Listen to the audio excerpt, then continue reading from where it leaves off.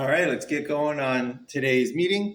So what we're going to be doing today is we are going to keep going with this descriptive statistics portion of this course and take a look at how you can summarize data by basically providing two measures of that data or two characteristics of that data, specifically the center and the spread. So we're going to spend all day today just going over how do we measure the center of a set of data, and then how do you measure the spread of that data, and then what sort of decisions do you need to make in order to choose the correct version of the center of the data and the correct version of the spread of that data. That's what we're all going to be working on today. So this continues our look at descriptive statistics, or in other words, the elevator pitch portion of explaining data and summarizing data. So today you're going to see how we can take over 6,000 pieces of data and summarize them in a very meaningful way, in a way that will help people understand what is going on in those 6,000 raw scores, those 6,000 pieces of data, with only 5 numbers that they need to consider, or possibly only 2 numbers that they need to consider. And we'll see how to get those numbers and what they mean, all part of developing our ability to communicate these sometimes complex data sets in a way that makes sense to the human mind. So today is going to be a very hands-on, do it with me demo day today. So if you haven't already, download the Excel sheets that have been made available, and we will be learning how to do these calculations with Excel, fill in those Excel sheets, and just see some of the tips and tricks and strategies that you can use in order to make your life easier when you're dealing with large amounts of data to try to summarize it yourself using these tools. All right, so summarizing data, center, and spread. We're going to start with a look at how to summarize the center of your data. And there are a number of different ways to summarize what is the center of your data. Basically, what is almost, you can think of it as the center of mass of your data. But we're going to stay focused on the two that are most widely used. And these are the two that are most widely used in general, but definitely the two that are most widely used in psychology. So we'll focus on the median and the mean. And then we're going to take a look at how do you summarize the spread of your data, or how variable your data is, how spread out is your data. Are all the scores really tight and clustered together, or are all the scores really wide and spread out? So we'll talk about measures of the spread, such as range, standard deviation, and then quartiles and interquartile range. And then we'll end with a look at how you can display the center and the spread of your data using a box plot, exactly how to create a box plot and what are each part of the box plot telling you. So this is all going to be done with a series of do it with me demos. So we're going to start off with a look at a hypothetical personality data set. So I tend to really try to use actual data from actual studies, but today, just for educational purposes, I put together a hypothetical personality data set. But then we're also going to go into the real world, and we're going to take a look at Wordle scores. And then finally, we're going to take a look at a rather controversial psychology tool, the race implicit association test, and the D scores that are calculated from that. And the reason that we're doing this is because I wanted to use something that will engage our critical thinking about psychology, because this is a score that is not agreed upon in terms of what it is or what it does. But more importantly, and this is just something that we need to see much, much more of, the data that we're actually going to be using came from a race implicit association test project, and they have made accessible for free. Anybody can download this. Anybody can take a look at this article, find the download link for it. They have made available the race implicit association test scores of over 2 million subjects. So you can literally download data on 2 million plus subjects and take a look at that data and mine it. And as we're going to see, summarize it, calculate center, calculate spread. and see what that data might tell you about these scores on this race implicit association test. So that's what's on the schedule for today. Now, before we get underway, just want to call to your attention that this part of the course right here that we're starting, this is going to be your level up moment. So during my experience teaching students Introduction to Statistics, I've noticed that there are certain topics that are kind of clear sailing, and then there are certain topics that are tricky. And then on the other side of that topic, there's more clear sailing, and then there's another one that's tricky. And there just seems to be certain points where if you're going to start having a little bit of difficulty or a little bit of a challenge, this is the point that it is. And that is what I call these level up moments. So this is the first one that we're encountering today. So if what we talk about today doesn't quite make sense to you immediately, two things are possible. Number one, you're just still processing it. And maybe if you take a look at it again, maybe if you watch the video another time, it'll all of a sudden click. Or also possibly, you might need to develop some of the skills that we have talked about previously. For example, being able to read a histogram is going to become very important as we move forward. So if you find yourself struggling, really try to identify where might I be struggling and then patch that up, because statistics is like building a house. You can't start building the upper floors unless you have a very sturdy foundation. So this is one of the first, again, times where historically students start to encounter a little bit of challenge. So just be aware, it's completely normal. It does not mean that you are not going to be successful in this course, but it just means that you need to be aware of that. Give yourself a little bit of grace, try to find out what is your stumbling block, and then fix it before we move on. All right, so that being said, I do want to call your attention once again to one of the hacks that I mentioned before, which is probably the most important statistical hack for building a very strong foundation. And that is when you're reading, if you're reading aloud, say it aloud. If you're reading in your mind, say it in your mind, but call things by what they are, not by what they're actually named. So what I mean by that is we're going to start talking about the sample mean today. And your textbook here says that the sample mean, and then it gives you the symbol, little X with a bar on it, and it goes pronounced X bar. So that little piece of information, pronounced X bar, that's a great trivia question answer. If somebody at a trivia pub night asks you, oh, what is this symbol called? You can say, oh, that is X bar. If you're at a statistical conference and you're talking to other statisticians with years of experience, you're going to know what they're talking about, because they're going to be saying things like, well, you know, X bar this and X bar that. But for the time being, until you get that experience under your belt, do not call this X bar. When you see that X with the bar on top, in your mind or out loud, if you're reading out loud, you say sample mean. So that X with the bar on top, you pronounce it sample mean. And what that will do is through multiple repetitions, it will firm up and engrave that information into your mind that when you see that X bar, that is the sample mean.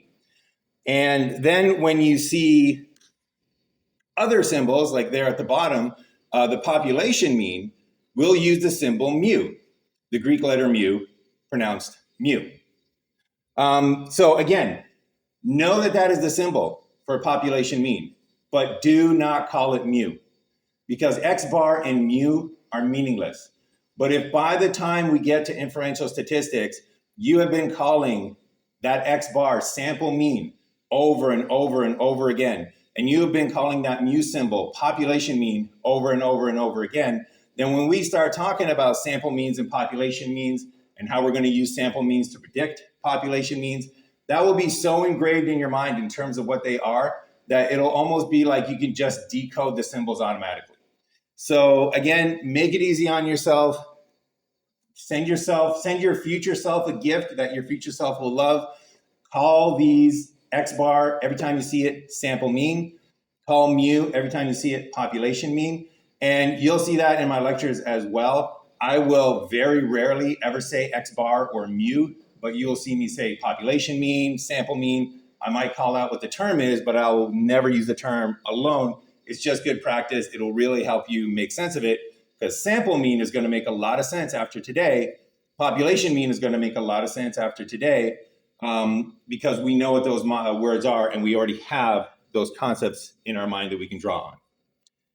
All right, before we get down to the nitty gritty, one last thing is that we are now starting to enter the portion of this course where we're really going to lean on computer programs such as Excel and then later SPSS to do the work for us. So if you have been a little bit hesitant maybe to use Excel, if you have been doing things by pencil and paper and maybe the calculator on your cell phone, right now, today is when it's time to level up your computer romance. So this is what I like to call a COM-ROM. So we are now in the midst of the COM-ROM. We are in the portion where the meet cute has happened. You've met Excel. You've maybe been a little interested in Excel. Maybe you got really angry at Excel and you wish Excel would just go away. Because you have this pencil and paper that you've been dating for years, and that's the thing that you're going to marry. Well, no, this is a COM-ROM. You're supposed to end up with Excel, and by the end of this course, you will end up with Excel. And I think I've beaten that metaphor into the ground enough, so we will move on. All right, example number 1. So I'll just set up the hypothetical example here. So let's say that you're doing an experiment where you need to measure the personality characteristics of your subjects. And specifically, you're going to measure them on 3 different dimensions of personality. So you give them one test, and that measures their emotional stability. So their emotional stability, that captures basically how do they react to stress, how much worry, mood volatility do they have. That predicts their mental, physical health, relationship strain, performance under pressure. So performance under pleasure maybe as well. So how much emotional stability do they have? You then give them a second test to measure a second dimension of personality, which is conscientiousness. And that is how much self-control, reliability, goal focus do they have. This is the strongest broad predictor of things like job performance, grades, health behaviors, and longevity. And then finally, you measure them on a third dimension. You say, all right, I want to measure them on extraversion. So how much social energy do they have? How much assertiveness do they have? How sensitive are they to social rewards? And again, this has links to leadership, social network size, how positive their emotions are in general, and motivation. So we're going to take a look at some hypothetical data on those 3 measures, and we're going to try to see if we can make sense of those and determine for each measure what is the best way to measure center and spread. So to do that, we are going to start up on our first Do It With Me demo. So if you haven't already, open up the hypothetical personality data Excel sheet, and it will look like that.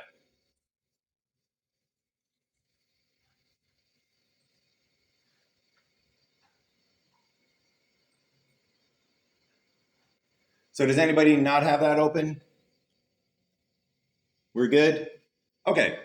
So first thing I'll do is I'll give you a little bit of a rundown on the raw data that we have over here.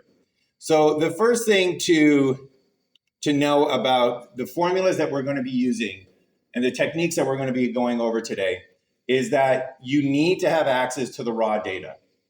So if you are reading a journal article and they're reporting descriptive statistics like the mean, like the standard deviation, and you want to use Excel to maybe explore those a little bit more, you won't be able to do it with their summary data.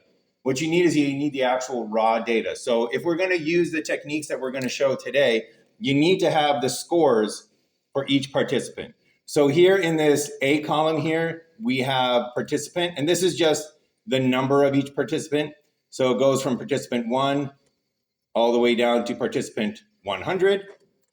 And then for each participant, we have their 3 scores on the 3 personality tests. So how high did they score on emotional stability? How high did they score on conscientiousness? And how high did they score on extraversion? So each of these rows are the 3 scores for a particular participant. So participant 17 Scored low on emotional stability, only 15. Scored high on conscientiousness, 200. And scored maybe somewhere in the middle, but we'll know more in just a moment, on extraversion. So that's the first thing to know. You need to have the scores. All right. So what we're going to do now is we are going to calculate for each of these measures. We're going to calculate what is the center, and we're going to do that two ways, by taking a look at the median and the mean. And then once we have that done, we're going to take a look at the spread, and we're going to take a look at 5, 6 different measures: range, standard deviation, and then quartiles and interquartile range, and we'll know all about that in just a moment. All right, so since we have 100 scores, it would be really tedious to try to do this by hand, to add it all up by hand. It would take forever. So this is really now why we're going to start using Excel. Also because when we get to standard deviation, I've been doing this for a long time. I don't know offhand the formula for standard deviation off the top of my head. I'd have to think about it for a while, but I know how to do it in Excel, and I know that that's about 40 times faster. Okay, so let's start. Oh, I almost forgot. Let's not start with these things first. Let's start by looking at our data. So I almost forgot. But the first thing that you always want to do, the first thing that you do whenever you have any data, is you do a graphical display of it in order to see just in general what is going on. So last time we were talking about graphical displays, when we took a look at dot plots, when we took a look at histograms, scatter plots, that's what you want to do before you ever start plugging in formulas and doing calculations. And the reason is because certain distributions should be used with certain formulas. I got that backwards. Certain formulas should be used with certain distributions. So if you don't know the distribution, you're not going to be able to calculate that formula. So what we want is a quick way to just kind of see what is the distribution that we're dealing with. So what we're going to do here is we're going to start with emotional stability. And what we're going to do is we are going to start with that first score. And then we're going to use keyboard shortcuts here because we're dealing with massive amounts of data. So we're going to highlight that first score, and then we're going to hit Shift and Control, and we're going to hold those down. And then we're going to hit the arrow key down, and that will take you to the end of your data. All right, so it has highlighted all of the data, and it'll stop at the first empty cell. So let's do that again. Oh, and you can just go Control up, Control down to quickly move up and down on the page. So once again, we go to that first score, we hit Shift. That tells Excel that we want to start highlighting. We hold down Control. That tells Excel that we're going to jump really quickly. We press the down key. That tells Excel highlight everything that is below us until we get to an empty space. And that highlights all of our cells, all of our scores. So that's an easy way to do this rather than dragging in, highlighting in that way. It's a much quicker way to do it. The next thing we're going to do is we're going to go here to Insert, I believe. Yes, it is. So we're going to go to Insert, and we're going to go to Charts. And we are going to click on Recommend a Chart because we want to get to all charts here. And sometimes it's just a little difficult to kind of figure out how do we get to all charts over here. So we're going to hit this Recommend a Chart, and we're going to click here on All Charts. And it gives you a whole bunch of different charts that you can use in order to take a look at your data display. The one that we're going to use right now is histogram. So we're going to go down here until we hit histogram, and then we click on that, and it will show us this is the histogram that we're going to be making for you. And then we hit OK, and it's made us a nice little histogram. So just one more time, you highlighted your data. We go to Insert. We go to Recommended Charts. We go to All Charts. We go down to Histogram. And we choose the histogram one is already chosen. There's another histogram that has a line on it, but we don't need that one. We just want the one histogram. We hit OK. And now we have ourselves a very nice histogram description of the emotional stability. We're going to do this 3 times so that our human minds don't forget. We're just going to double click on this chart title, and then we're going to highlight it. So the double click activates the chart. The highlighting lets Excel know that you're about to change the chart, and we're just going to write emotional stability, and there we go. So now we got emotional stability. And then the last thing that we're going to do here is we're going to double click on the x-axis here. So once again, if you're outside of the chart, you can click on the chart to start editing the chart. If you double click on certain aspects of the chart, over here in the format area, it'll jump to whatever you're trying to format. So we want to format that, that x-axis right there. So this is another thing that you might notice. Your layout might be a little bit different. So when I do this at home on Microsoft 365, the layout is a little bit different, but the things are still there. What we want, and I missed it, is in this. Okay, so let's get out of that again. So we're going to click on and double click on that x-axis there. We want these axis options, and we want the bins. So the bins basically are these groupings here of your data. So if we look down here, we can see that Excel has automatically said, well, we're going to group all the scores from 1 to 23 in that first bin. And we're going to group all the scores from 23 to 45 in that second bin. So it's basically determining automatically how wide are your bins going to be. Well, sometimes it chooses a number of bins that doesn't really give you a picture of what you wanted to understand. So what you can do is you can click here on number of bins. So instead of automatic, we're going to go to number of bins. And you can say to yourself, all right, well, that's 5 bins. Let's see if we can maybe zoom in on a little bit more detail. So I'm going to change that to 10, hit enter, and now it's put the data into 10 bins each. And you might say to yourself, well, I don't know about that. Let me zoom in a little bit more. Let's go to 20. And you might say, well, okay, 20 kind of gives me a little bit more of a picture of what's going on.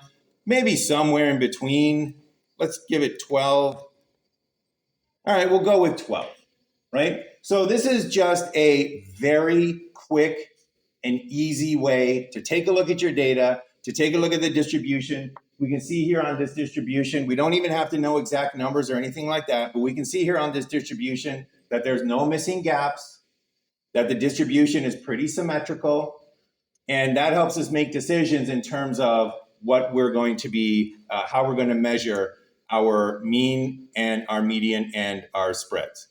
So we're going to do this for all 3 sets of data. So we're just going to squeeze emotional stability, and you can stretch it out and you can squeeze it back using those little dots there to whatever size you want. And again, we don't need too much detail here. We just need to know what the basic shape of that distribution is. All right, so we're going to do this again for conscientiousness. So click on the first score in conscientiousness. So that 28 right there. Then we hit shift, we hold it down, hit control, hold it down, hit that down arrow to highlight all of the scores.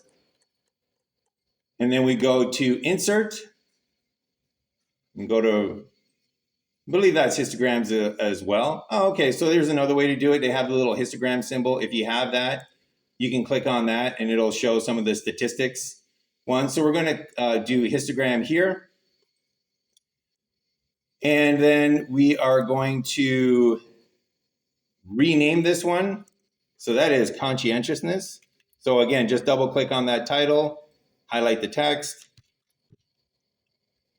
Conscientiousness. All right. And then once again, we are going to go here to, I believe, no, not that one. Again, double click on that x-axis, go to this one here, the little histogram symbol. We want number of bins. And we did 12 on the last one, so let's do 12 on this one. Keep it kind of consistent. And we hit enter. And now we have a nice little graph of what conscientiousness looks like. So immediately, you can see that the distribution for emotional stability is kind of spread out pretty wide, right? It's sort of a lot of different levels of emotional stability, but they're all pretty much have the same frequency. However, for conscientiousness, you can see that there's a lot more lower scores of conscientiousness, and then as conscientiousness goes higher, those frequency of those scores decrease. So very different distributions, going to make a big difference in terms of how we calculate our means and our medians. All right, so if you couldn't guess, the last thing we're going to do before we actually start doing some calculations is we're going to make a graph for that last set of data for extraversion. So if you already know the steps, feel free to work ahead, get it done quicker than I can explain it. But if you're still following along and need to see the steps, highlight that first score, Control, hold it down, Shift, hold it down, move the arrow down. That'll highlight all of your scores all the way down to the first space. Then we go over here to insert. Now that we know a little bit more, we're a little bit more familiar with it, we can choose this little symbol here, which is the statistical charts. And another great feature of Excel is that if you just hover and pause over anything on the toolbar there, it'll let you know basically what it is. So insert statistics chart, yes please. We're going to choose histogram. We're going to rename this one. That is extraversion.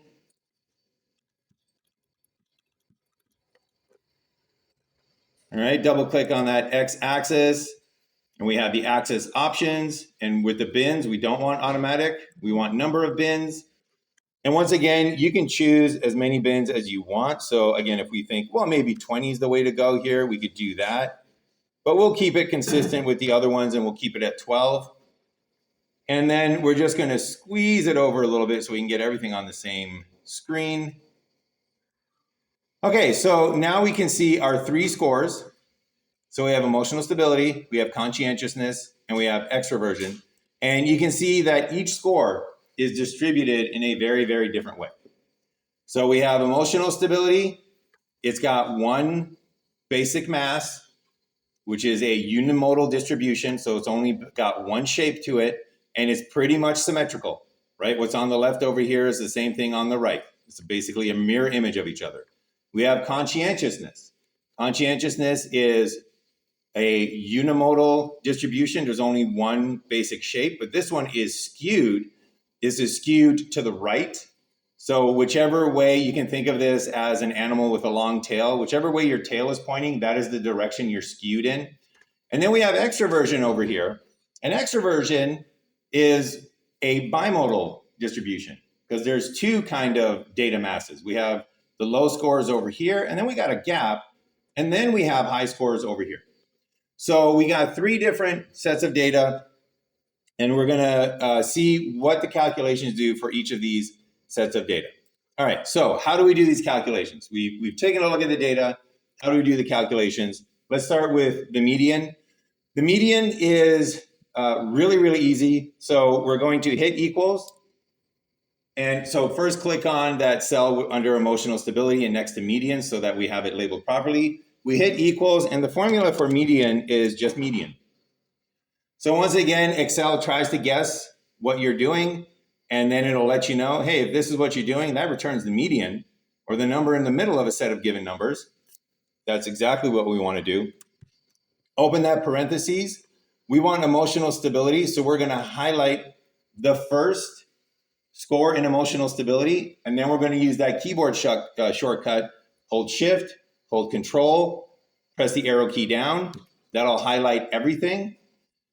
And then we can, in this case, just hit Enter because all we need to do is close one parentheses. So Excel will do that for us. And if we scroll on up, we see that we have a median of 50. So does everybody have a median of 50? Okay, so let's calculate the median for all three scores here. So the next one is conscientiousness.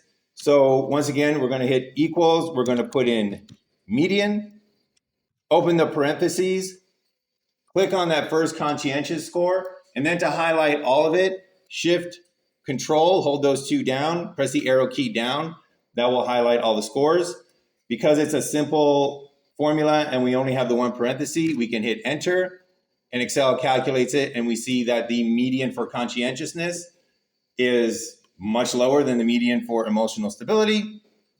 And then finally for extraversion equals median, open that parenthesis, highlight your first score in extraversion, shift, control, hold those down, arrow key down, highlights all of the scores. You can close your parentheses if you like and hit enter. And we see that extraversion has a median of 62.5.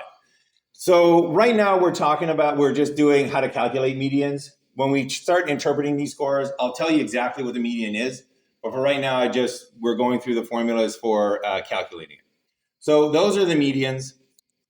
Let's now calculate the mean. So the mean is the other most widely used measure of center for a distribution. It's actually the most widely used. So mean is first,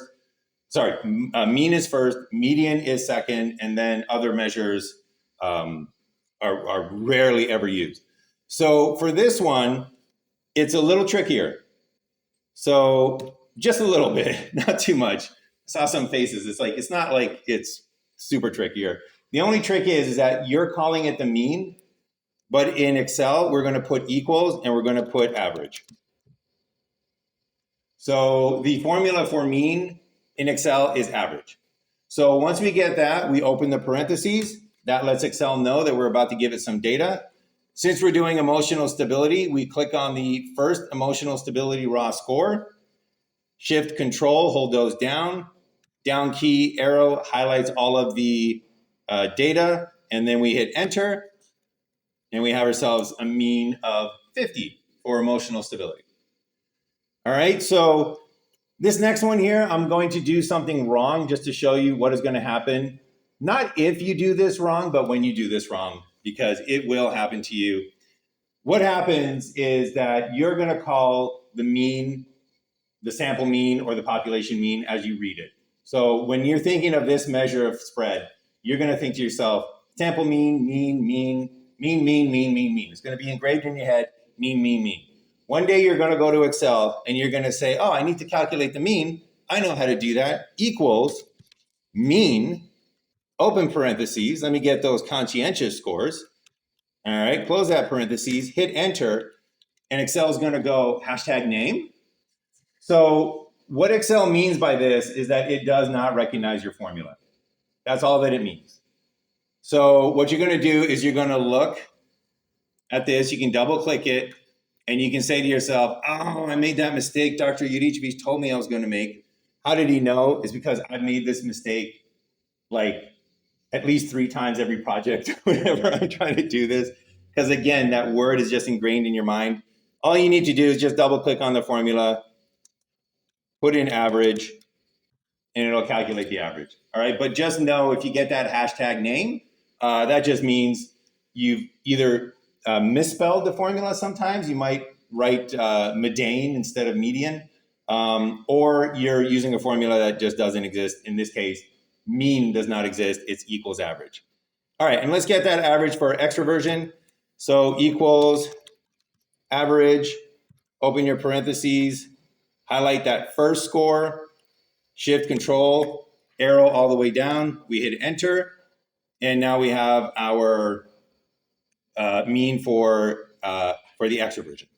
Okay, now we're going to do range, standard deviation, quartile 1, quartile 2, quartile 3, and interquartile range. But we'll just do it for emotional stability because I do want to show you a little bit more of what Excel can do. So let's start with the range. So the definition of range, and this is one of the least used measures of spread just because it is so incredibly sensitive to individual scores. And typically you want a measure that can take into account individual scores, but one score doesn't really throw it off. And we'll talk a little bit about that when we're doing interpretations of the mean and the median and the measures of spread. But the range is just your maximum score minus your minimum score. So it literally is how wide are your scores. So to do that, we can just hit equals. The formula for the maximum score in a series of scores is just max. It's super easy to remember. So we go max, open parentheses, highlight the scores that we want the maximum score from. So in this case, we're doing emotional stability. So we highlight all those emotional stability scores. And in this case, we need to add another formula. So we're going to close those parentheses. So up here, you can see exactly what's going on, but let me just scroll back to the top. We're going to close those parentheses, and then we're going to hit the minus sign. So we're going to subtract from the max, we're going to subtract the minimum, and the formula for minimum is just min. So we type in min, open those parentheses. Once again, we have to highlight all the scores in emotional stability. So those open parentheses means that we're going to give Excel some data. So we highlight it again, and you can see now that it's not highlighted in blue, it's highlighted in red. Shift Control, hold it down, arrow all the way down, highlights all the scores. Now we're going to close that parentheses. We hit enter, and we have our range of 98. That means that the difference between the smallest score and the largest score in emotional stability is 98. So that's the range. The next one we're going to take a look at is the measure of spread that goes with the mean. So standard deviation and mean, those go hand in hand. Median and quartiles, those go hand in hand. So you would never report a mean and report quartiles. You'd never report a median with a standard deviation. Mean and standard deviation go together. So for that one, for standard deviation, we're going to hit equals. And the formula for standard deviation is, the simple one is STDEV. And you'll notice that we have STDEV down here. And it goes, this function is available for compatibility with Excel 2007 and earlier. What that means is that I like using this one because regardless of the company you're working for or the laptop that you fished out of storage and it booted up and made weird noises and you're realizing this is ancient, if it has Excel, it will take STDEV for the standard deviation. So you'll notice up here though, that if you have a newer version, you can either choose stdev.p, that is for population standard deviation, stdev.s, that is for sample standard deviation. So that's going to become very important when we do inferential statistics.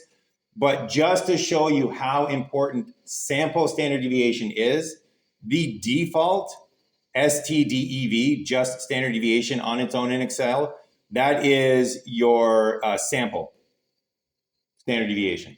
So we're going to use that STDEV for standard deviation. We open the parentheses, we highlight the emotional stability data, and close those parentheses, we hit enter, and we get a standard deviation of 28.58. All right. So the next thing that we're going to do is we're going to start calculating quartiles. So quartiles, we'll talk about exactly what they are in just a moment when we're interpreting this, but they go with the median. So median and quartiles go together. The formula for quartiles is very simple. It's equals quartile. So we're going to use the quartile down here. So again, it's that compatible quartile, so you can do this wherever you want. So it's just quartile. But this one, when you open the parentheses, you'll notice that it's asking you for two things. It says Excel is going to ask you for the array. That is, where is your data? And then it's going to ask you for quart. That is, which quartile do you want? So it's called quartiles. It's probably not going to surprise you. There's 4 of them, but we're only going to be looking at 3 quartiles. So, because those are the ones that you need. And again, this will make more sense in just a bit, trust me. So the first thing we need is we need to give Excel the data. So we've been doing that the same way, Shift Control, highlight the data. But then, very importantly, you have to put in a comma. And that comma tells Excel that I'm going to give you the next parameter of this formula. I'm going to give you the next piece of information that you need. And this next piece of information is, which quartile do you want? You want the first quartile, second quartile, or third quartile? And in our case, we're calculating quartile 1. So we just put in 1, close the parentheses, hit enter, and Excel calculates our first quartile. So the next one we're going to do is quartile 2. So same way, Quartile. Open that parentheses, highlight your array of scores, in this case, the emotional stability scores. Hit that comma. In this case, we're going to put quartile 2. We're going to close the parentheses. We hit enter, and we see that quartile 2 is 50. And then finally, down here in quartile 3, we're going to do the same thing, equals quartile, open parentheses. We're still going emotional stability. Highlight those cells, hit that comma. Now we want quartile 3, so we're going to type in 3 to let Excel know. Close the parentheses, hit enter, and now we have our third quartile for emotional stability. And then the last measure of spread that we're going to calculate is interquartile range. And interquartile range is defined as your third quartile minus your first quartile.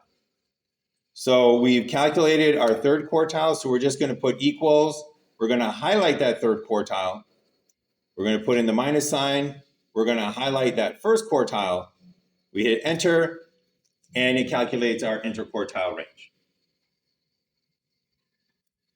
All right, so any questions on those calculations and how to do that? Okay, so the reason I did those, rather all of these at once for emotional stability, is because I do want to show you the power of Excel, because we could go through this all again and do the equals, max, equals, max, highlight this, do all that kind of stuff.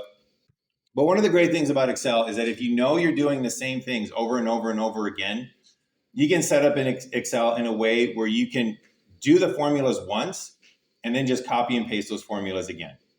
So in this case, we don't have to calculate the range again for conscientiousness and extraversion, because when I double click on this formula, basically you can see that Excel is saying go 1, 2, 3, 4, 5, 6, 7 columns back and choose all the way from row 2 all the way down to row 101 and get the maximum, get the minimum, and subtract those two. That's what that formula is telling Excel. If I take this formula and I copy and paste it one row over, it's still going to go 1, 2, 3, 4, 5, 6, 7 columns back and get the cells that are in that position. So if I copy it, Control C, and then I just paste it, Control V, you'll see that I now have a new score. It's not 98, it's 249. And if I double click on this, I can just double check that it actually is using all the scores for conscientiousness. And because we have the same number of scores in each measure, that formula is correct. So rather than doing this over and over and over again, I can just say, hey, you know what? Copy that formula, move it over to the new location. And if you have it set up by what I like to call parallel structure, as in emotional stability, conscientiousness, and extraversion here are 1, 2, 3. And in your data, emotional stability, conscientiousness, and extraversion here are 1, 2, 3. You can do this over and over again. So we copy that formula, we just paste it under extraversion, and now we have the range for the extraversion scores. And you can do this not just with one formula, you can do this with all of them. So I can highlight all of the formulas that we worked so hard to get into Excel. I can copy all of them, move them over one column, hit that enter, and now I have range for conscientiousness, standard deviation for conscientiousness, quartile 1, 2, and 3 for conscientiousness, interquartile range. I can move it over one more, hit Control V again. You don't even have to copy it again. You can keep pasting this as much as you possibly want. And again, I now have range, standard deviation, quartile 1, quartile 2, quartile 3, and interquartile range calculated for extraversion. Now, this is a very powerful way to make Excel work for you. This is a very powerful way to make your job not data entry, but data interpretation as much as possible. But the one thing that I will mention is that until you get a little bit of experience with this and until you get more confident with copying and pasting these formulas, when you copy and paste the formulas, just double click on them to check that they're actually accessing the data that you want them to, right? So let's just double click on this one, quartile 1. We wanted to access the extraversion data. Oh, right, there it is. It's accessing the extraversion data. You can scroll all the way to the bottom, make sure that it's accessing all of it. Yes, it is accessing all of it. And that way, if you ever do something like copy a formula and you go over here and you end up with something really weird, like just hashtags, you can double click on it and go, oh man, it's accessing these empty cells over here. No wonder I'm not getting anything. Where did I go wrong? And then you can figure it out. All right, so that is the hypothetical personality study demo. So now we're going to take a look at the scores and we're going to take a look at what they actually mean. So we did a lot of calculations to show you how to calculate them. And now we're going to take a look and see, should we actually have calculated them? And the answer for some of it is no. All right, so let's take a look at the scores here and what they actually mean. So we're going to start off with emotional stability. So there is the mean, the median, the mean, range, standard deviation, quartile 1, 2, 3, and interquartile range. There is the distribution that we formed with that histogram. It might look a little bit different. I think I did 10 bins here instead of 12, but the basic idea is going to be the same. So let's take a look at the median first. So if we take a look on that x-axis, you can see the bins here. We have 40 for this bin. We have 40.2 all the way up to 50. And then we have this bin 50 to 59.8. This line right down there, that is 50. That's where our median comes in. And what the median is, it is the value in your distribution where half of your scores are lower than the median and half of your scores are higher than the median. So it cuts that distribution right in half. So we had 100 scores in this hypothetical data of emotional stability. That value of 50 puts half of the scores above it and half of the scores below it. So half of the scores are above 50, half of the scores are below 50. That's what the median does. That's how it measures the center. It's just the number that puts half of your scores above and half of your scores below that median. We then also have quartile number 1. What quartile number 1 is quartile number 1 is the median for the lower half of scores, right? So the median splits the scores in half, and then quartile number 1 basically says, well, okay, well, what about that lower half of scores? Where's the median of that score? And that's what quartile number 1 is. So 25.75, 1/4 of the scores are below that, and then 1/4 of the scores are between quartile number 1 and the median, right? So it takes the bottom half of scores and it cuts it in two. Quartile number 3 takes the top half of the scores and cuts those in two. So that half of the top half is above quartile 3 and half of the top half is below quartile 3 and the median. So these quartiles are basically just taking your scores. Median cuts it in half. Quartile 1 takes the bottom half, cuts that in half. Quartile 3 takes the top half, cuts that in half. You will occasionally come across quartile 4. Quartile 4 is just your maximum score. And you will occasionally see quartile 0. Quartile 0 is your minimum score. That's where those come from. We rarely ever use those, so we're not going to talk too much about it. But the last thing is that your interquartile range, that is the distance from quartile 1 to quartile 3. So that is your interquartile range. And if you had a distribution and you decided that the median was a good way to describe this distribution, when you're talking to somebody else, you would tell them the median and you would tell them the interquartile range. And that is a good way to give a synopsis or summary of this data. Okay, so that's the interquartile range and the median. The next thing we're going to take a look at is the mean for this distribution. And that's the median right there. And that's the mean. So we got median, we got mean. They're exactly the same. In a symmetrical distribution, your median and your mean is going to be exactly the same because the median puts the same number of scores above and the same number of scores below. The mean makes the weight of the scores above the same as the weight of the scores below. So you can imagine if we actually carved this distribution out of wood and we wanted to balance it on our finger, we would balance it exactly where the mean is. That puts the weight of the top scores equal to the weight of the bottom scores. So that's the mean.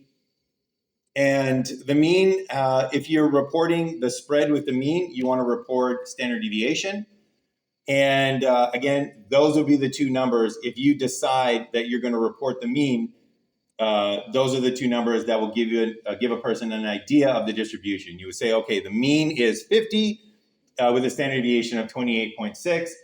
And people who understand what those mean will say, oh, okay, I kind of get an idea of your data set. So two numbers can describe 100 numbers in that case. All right, so you'll notice in this case that the median and the mean were exactly the same. And that is because this distribution here was symmetrical. When your distribution is symmetrical, typically, if there's no other reason to, you would use the mean just because it's the more widely used. But you can also use the median. They're both exactly the same, and they'll both give you a good synopsis of your data. It'll both give you that nice center point to your data. The time when you need to make decisions is when your data is not symmetrical, when your data looks a little bit more like conscientiousness. So here we have the conscientiousness data. And this data is very skewed. It's skewed to the right, which means that most of the data is in the low scores, right? The highest frequency scores are all the low scores. But we have some really high scoring individuals here, right? So we might only have one person here, but they scored, it's got to be like probably like 236, 237, right? This person over here scored like 200. Right? These people over here, they're only scoring between 1 and 20. And we have people over here, 200, 250. So those are what are known as outliers because they're lying out there. They're not really part of the distribution, but you don't want to ignore them. You don't just want to say, nah, that person scored too high, so I'm not going to count them in the data. They're a person. That's their score. They're real. They exist. They should be part of your data set. But you don't want to let them influence the data set overly. So when you take a look at a distribution like this, and it's really skewed, the measure of center that you want to use is going to be the median. Because the median will take that person into account. It'll say, all right, you know what, I'm still going to balance the number of people above me and the number of people below me. So I'm not ignoring those really high scores.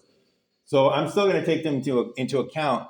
But it's what's known as robust or resilient, meaning that one high scorer isn't going to move the median very much, right? And if that person's, just to give you an example, this person here scored like 230. If their score was 400, this median would not move. If their score was 1,000, this median would not move. If they were the most conscientious person in the history of humanity, this median would not move. Because they're on the right side of the median. They're on the upper side. They're taken into account. It's not how far they are. It's just that they're on that side. So the median is very resilient or robust. Those are two terms that you'll hear interchangeably. And when you have a skewed data set like this, that is the one that you want to use. It gives you a better summary of the center of that data. In quartile ranges, we have quartile 1 right there at 9, quartile 2 right there at 18.5. You will notice that quartiles are not symmetric around the median necessarily. So if your distribution is not symmetric, your quartile ranges will not be symmetric. So quartile 3 is a little bit more to the right than quartile 1 is to the left. that's fine. They don't need to be symmetric. You can still calculate them, calculate your interquartile range. And if you were summarizing this data to somebody, the more correct way to do it, the more justified way to do it would be to say, all right, this data has a median of 18.5 and it's got an interquartile range of 22.3, and then those would be the two pieces of information. You can calculate the mean. We did it. We have a mean right there, 26.1. That puts the mean right about there. But as you can see, the mean has now been dragged towards the higher numbers. And that is because of these scores over here. So outliers, the mean is very sensitive to outliers. And they influence the mean to a larger degree than other scores. Because again, the mean is like a scale that's trying to balance the scores. So if you have a scale, if you imagine you're holding two weights in your hands, and all of a sudden one weight gets moved further away from your body, you're going to have to adjust, right, to get under it again. That's what the mean is doing. So the mean got pulled over, and depending upon how much of a pull it is and how bad your outliers are, the mean could be not representative or a misleading report on what your data is like. So it might let people sort of overestimate how many large scores there are if in this case you use the mean. So typically in data sets where things are skewed, you would not use the mean and you would not use the standard deviation. Even though you can calculate it, you shouldn't use them. So this is why it's always important to look at your data, because just looking at the numbers, you have no idea, should I use the mean, should I use the median? But once you see conscientiousness is really skewed to the right, then you're more justified in using the median and that interquartile range than you are in using the standard deviation. All right, and then finally for extraversion, this one is the sort of trickiest one to do because this one is bimodal. And what I'll mention again is that Excel and statistical packages, they will let you calculate things and they will not tell you not to do it, right? So when we put this data in there and we ran Excel and we calculated the median, it gave us a median of 62.5, that's right there. Again, half of the scores are above the median, half of the scores are below the median. Interquartile range right there.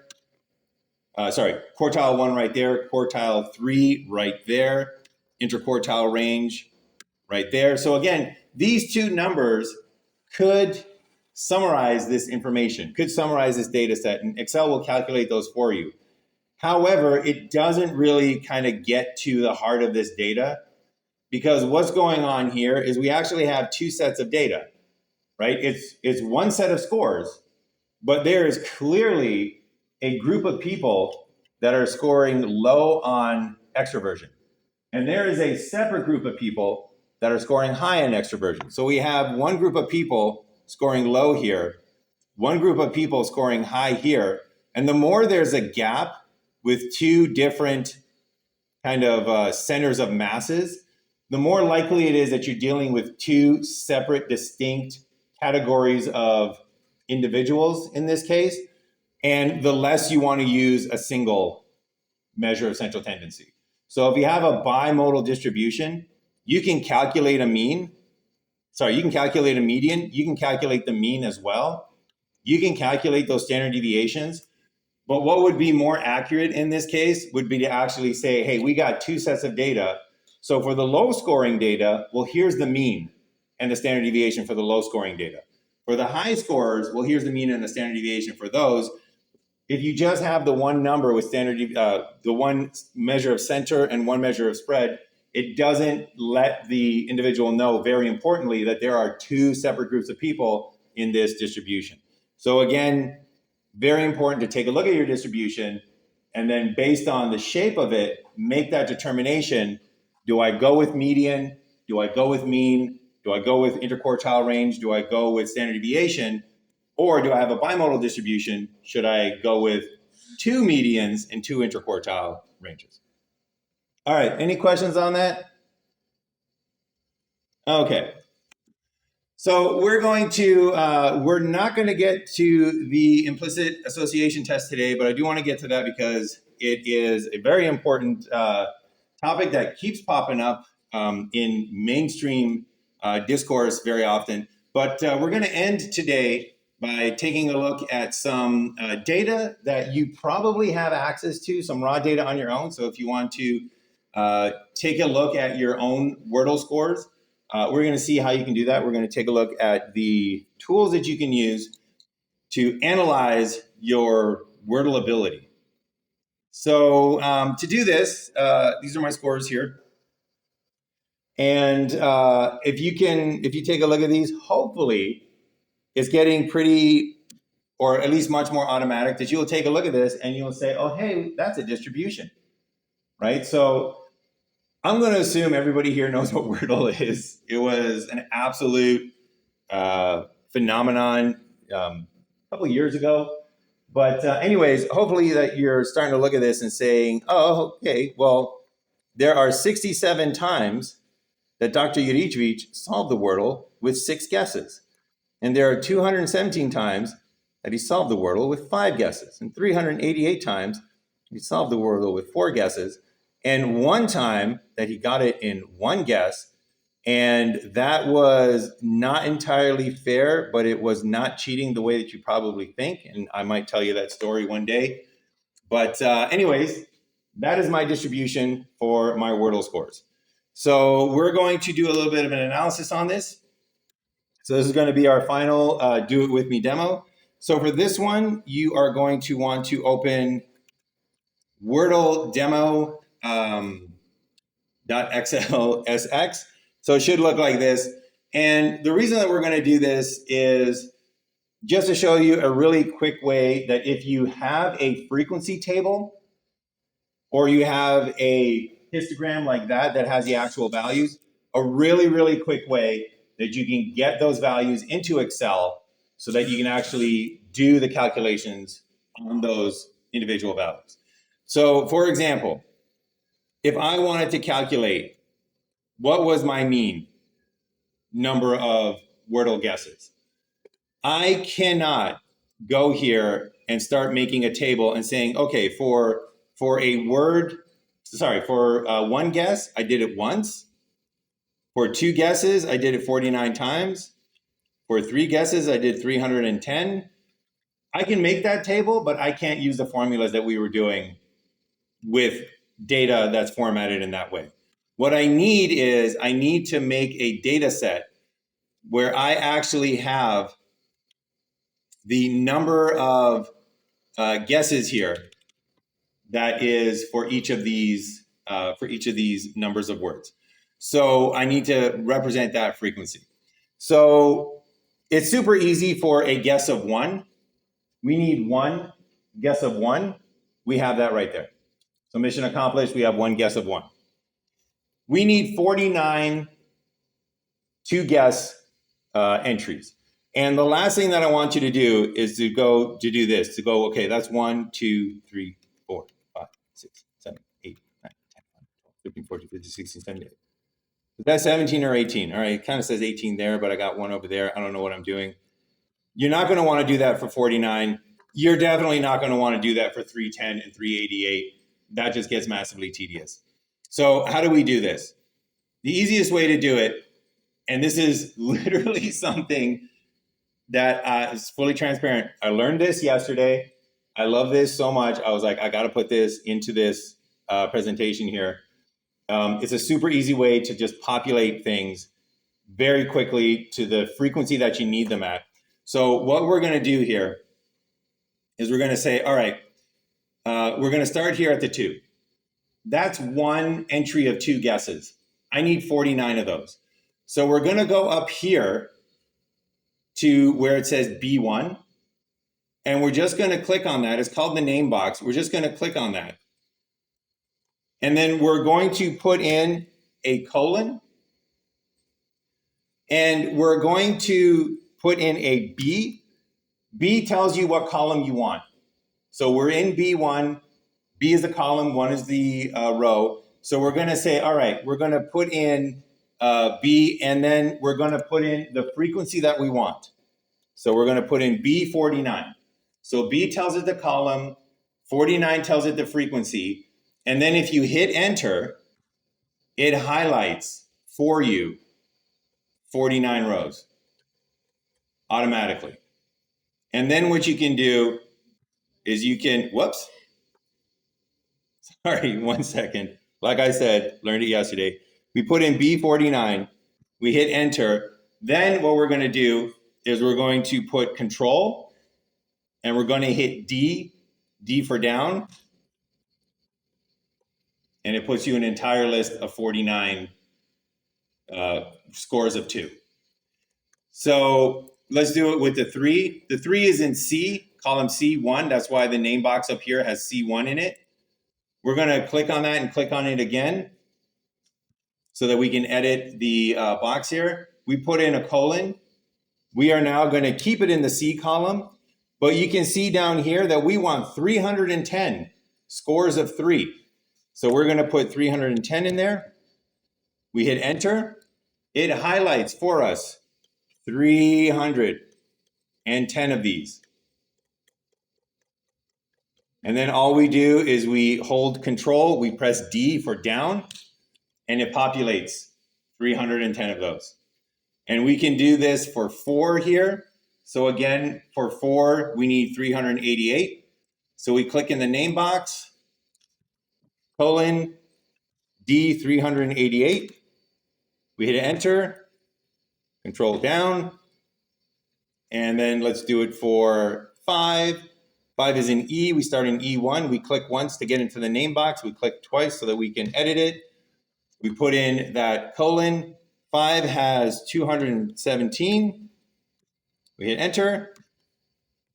And then control D down to fill it in. And then finally 6, we need 67 of these. So click on that name box, it's in F1. Open, put the colon, we're gonna put F to keep it in the F column, 67 to go down to the 67th row. Control down.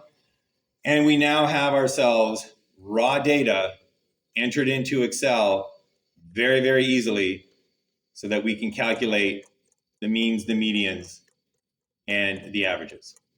So the last thing that I'll show you here very quickly, because we are running a little low on time here. Well, first off, we already had the distribution, so we didn't need to make the histograms. We have the distribution right there. It's pretty symmetrical. It's not bimodal, so a median or a mean will be very representative in this case. So we're going to calculate all of those. So what we want to do here is we're going to use the median formula. So we type in median, we open parentheses, and then we're going to want to highlight all of these scores. But the problem is that we might not know how to do this. So we might say, okay, I'm going to highlight the 6, and then I'm going to go control shift to highlight all of the columns here. And then I go control shift arrow down. But that's only going to take you to the bottom of the 6 here. And then you still got to go down. But how far down do you need to go? And do you really want to wait here for another 5 minutes by the time Excel goes down to 388? What if you have, like we're going to have in the example we're going to take a look at next class, what if you have 6,000 scores? You're definitely not going to want to do that. So in this case, we're going to go equals, we're going to go median. We're going to open those parentheses. And you can actually just choose the entire columns. So you can click on the column and that chooses all of column A. So if you click on it and then drag, hold the click and then drag, it'll choose all of column A, all of column B, all of column C. We can close those parentheses, hit enter, and it calculates our median. So rather than worrying, did we miss any scores? Rather than trying to highlight them and then having to scroll down ourselves, we can just use that column highlighting feature, and then Excel will ignore empty cells when it does these calculations, so we don't have to worry about, oh no, is it, what are the empty cells doing? Excel will ignore the empty cells. So again, for the median, equals average, open parentheses, click on the first column that you have your data in, drag until the last column that you have your data in.